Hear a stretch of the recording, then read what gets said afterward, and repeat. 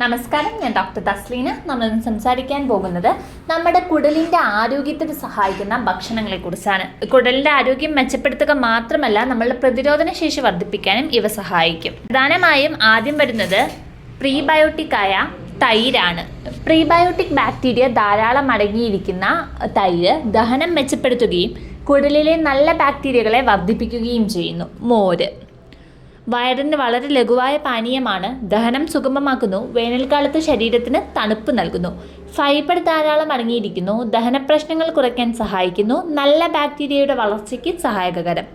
Prebiotic fibre അടങ്ങിയിരിക്കുന്ന കുടലിലെ നല്ല ബാക്ടീരിയക്ക് ആഹാരമാവുകയും ദഹനം മെച്ചപ്പെടുത്താനും സഹായിക്കുന്ന മറ്റൊരു ഫുഡാണ് ഓട്സ്. പച്ചക്കറികൾ ഫൈബർ കൂടുതലാണ്. കുടലിൻ്റെ ചലനം മെച്ചപ്പെടുത്തുന്നു. ദഹനം സുഗമമാക്കുന്നു. ഇലക്കറികൾ ചീര, മുരിങ്ങയില, ചെറുപയർ ഇല തുടങ്ങിയവ ഫൈബർ കൂടുതലായി അടങ്ങിയിരിക്കുന്നവയാണ്.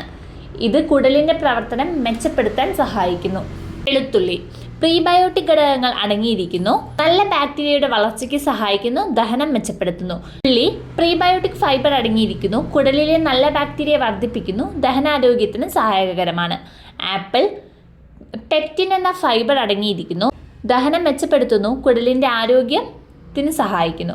പയർവർഗ്ഗങ്ങൾ ഫൈബറും പ്രോട്ടീനും ധാരാളം അടങ്ങിയിരിക്കുന്ന കുടലിലെ നല്ല ബാക്ടീരിയയുടെ വളർച്ചയ്ക്ക് ഇത് സഹായിക്കുന്നു.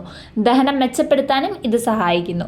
കുടലിൻ്റെ ആരോഗ്യത്തിന് മറ്റു ചില ഭക്ഷണങ്ങൾ നല്ലതാണ്. പപ്പായ, ക്യാരറ്റ്, ഓട്സ് തുടങ്ങിയ മുഴുവൻ ധാന്യങ്ങൾ, വെള്ളരിക്ക, കുക്കുംബർ, നട്ട്സ് എന്നിവ.